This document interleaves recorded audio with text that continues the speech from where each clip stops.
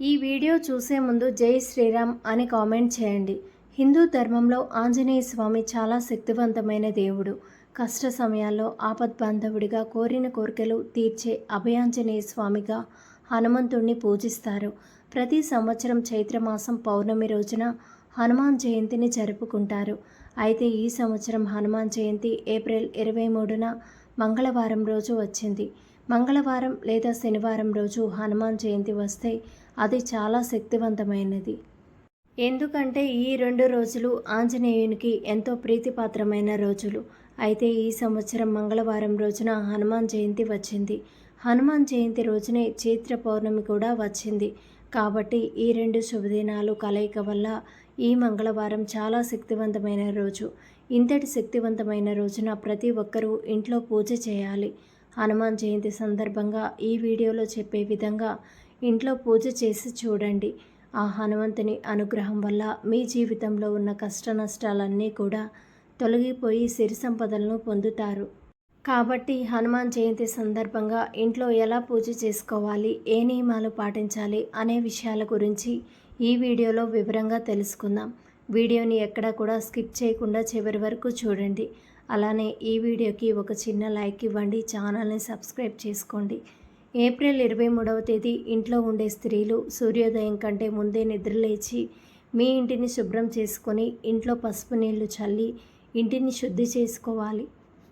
హనుమాన్ జయంతి రోజున ఇంట్లో ఉన్న ప్రతి ఒక్కరూ ఖచ్చితంగా తలస్నానం చేయాలి. తర్వాత పూజ గదిలో ఉన్న దేవుని పటాలను కూడా శుభ్రం చేసి గంధం రాసి కుంకుమ బొట్లు పెట్టాలి. మీ పూజ గదిలో ఉన్న హనుమంతుని ఫోటోని పూలతో అలంకరించండి. మీ దగ్గర ముత్యాల దండలు కానీ బంగారు నగలు కానీ ఉంటే వాటితో హనుమంతుని పటాన్ని అందంగా అలంకరించండి. తర్వాత ఒక 11 తమలపాకులు తీసుకొని ఒక్కొక్క ఆకుపైన గంధంతో కానీ కుంకుమతో కానీ జై హనుమాన్ అని రాసి ఆ తమలపాకులను మీ పూజ గదిలో ఉంచండి. ఈ రోజున పౌర్ణమి కూడా వచ్చింది కాబట్టి లక్ష్మీదేవిని కూడా ఆరాధిస్తే చాలా మంచిది. కాబట్టి ఈ రోజున మీరు చేసే పూజలో ఖచ్చితంగా 2 దీపాలు వెలిగించాలి. హనుమాన్ జయంతి సందర్భంగా ఒక దీపం హనుమంతునికి సమర్పించినట్లు, మరొక దీపం పౌర్ణమి సందర్భంగా లక్ష్మీదేవికి మరియు విష్ణుమూర్తికి సమర్పించినట్లు అవుతుంది. అలాగే అక్షింతలను కూడా తయారు చేసి హనుమంతుని పటం ముందు ఉంచి పూజ ప్రారంభించండి. పూజ ప్రారంభించే ముందు మీ పూజ గది దగ్గర బియ్యం పిండితో ముగ్గు వేయాలి. అప్పుడే మీరు చేసిన పూజకు 100% ఫలితం దక్కుతుంది. అలాగే మీరు పూజ చేస్తున్నప్పుడు ఒక రాగి చెంబులో బెల్లం నీళ్లు తీసుకుని అందులో తులసి ఆకులు వేసి పూజలో ఉంచండి. పూజ పూర్తయిన తర్వాత ఆ బెల్లం నీటిని తీర్థంలాగా తీసుకోవాలి. ఇలా చేస్తే మీ జాతకంలో ఉన్న అన్ని దోషాలు తొలగిపోతాయి. ఈరోజు ఆంజనేయ స్వామికి తమలపాకులు మరియు బెల్లాన్ని నైవేద్యంగా పెడితే స్వామి అనుగ్రహంతో పాటు మీ కష్టాలన్నీ కూడా త్వరగా తీరిపోతాయి. పూజా సమయంలో హనుమాన్ చాలీసా జపిస్తే లేదా ఓం ఆంజనేయ నమః అనే మంత్రాన్ని 3 సార్లు జపించండి. ఈ మంత్రంలో చాలా శక్తి ఉంది. హనుమాన్ జయంతి రోజున ఈ ఒక్క మంత్రం 3 సార్లు జపించడం వల్ల మీ జాతకంలో ఉన్న దోషాలన్నీ కూడా తొలగిపోయి ఇక నుండి మీ జీవితంలో సుఖ సంతోషాలు ప్రారంభం అవుతాయి. హనుమంతుడు శ్రీరామునికి పరమ భక్తుడు కాబట్టి ఈ హనుమాన్ జయంతి రోజున శ్రీరామ అని మనసులో జపిస్తే చాలు. హనుమంతుడు సంతోషించి మీపై తన అనుగ్రహాన్ని చూపిస్తాడు. పూజ పూర్తయిన తర్వాత ఆంజనేయ ఆలయాన్ని దర్శించుకోవడం చాలా మంచిది. ఇక ఆంజనేయ స్వామి ఆలయానికి వెళ్ళినప్పుడు భక్తులు ఎట్టి పరిస్థితుల్లోనూ దేవుడి విగ్రహాన్ని అస్సలు తాకకూడదు. మరీ ముఖ్యంగా మహిళలు ఆంజనేయ స్వామి విగ్రహాన్ని పొరపాటున కూడా తాకరాదు. ఎందుకంటే ఆంజనేయ స్వామి బ్రహ్మచర్యం పాటించడం వల్ల మహిళలు తాకకూడదని పండితులు చెబుతున్నారు. అలాగే చాలామంది దేవుని పాదాలను తాకుతూ నమస్కరిస్తూ ఉంటారు. అయితే పొరపాటును కూడా ఆంజనేయ స్వామి వారి పాదాలను తాకుతూ నమస్కరించకూడదు. ఎందుకంటే ఆంజనేయ స్వామి భూత ప్రేత పిశాచాలను తన పాదాల కింద అణచివేశారు. కనుక ఎటువంటి పరిస్థితుల్లో కూడా దేవుని పాదాలకు నమస్కరించకూడదు. సాధారణంగా మనం ఏదైనా ఆలయానికి వెళ్ళినప్పుడు కనీసం 3 ప్రదక్షిణలు అయినా చేస్తూ ఉంటాము.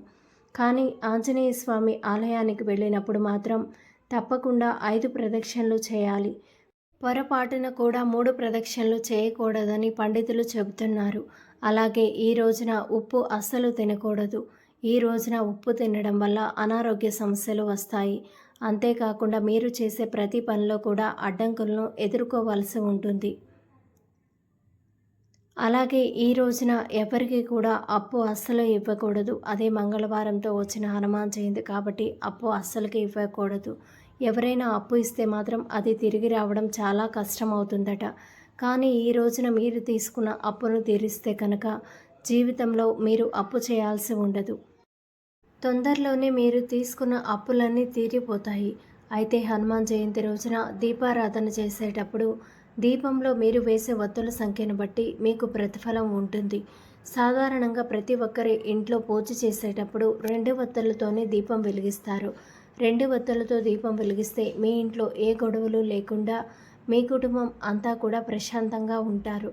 3 ఒత్తులతో దీపం వెలిగిస్తే అలాంటి వారికి కనుక దైవానుగ్రహం ఉంటే ఖచ్చితంగా రెట్టింపు డబ్బులు సంపాదించగలరు. 5 ఒత్తులతో దీపం వెలిగిస్తే హనుమంతుని ఆశీర్వాదం వల్ల సంతాన ప్రాప్తి లభిస్తుంది. చాలామంది ఎంత కష్టపడినా ఎక్కువ డబ్బులు సంపాదించలేరు. కాబట్టి హనుమాన్ జయంతి రోజున 5 ఒత్తులతో ఇంట్లో దీపం వెలిగిస్తే మీ ఇంట్లో డబ్బుకు లోటు లేకుండా ఎల్లప్పుడూ తరతరాలు తరగని ఐశ్వర్యంతో జీవిస్తారు. 6 ఒత్తులతో దీపారాధన చేస్తే మంచి విజ్ఞానం ప్రాప్తిస్తుంది.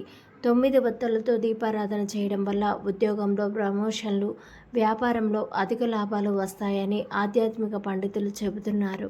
ఈ రోజున ఆంజనేయ స్వామికి ఆకు పూజ చేయించడం వల్ల మీకు మంచి జరుగుతుంది. ఈ రోజున ఉపవాసం ఉండడం, పేదలకు ఆహారం దానం చేయడం వంటివి చేస్తే మీ ఇంట్లో డబ్బుకు, ఆహారానికి ఎప్పటికీ కూడా కొరత ఉండదు.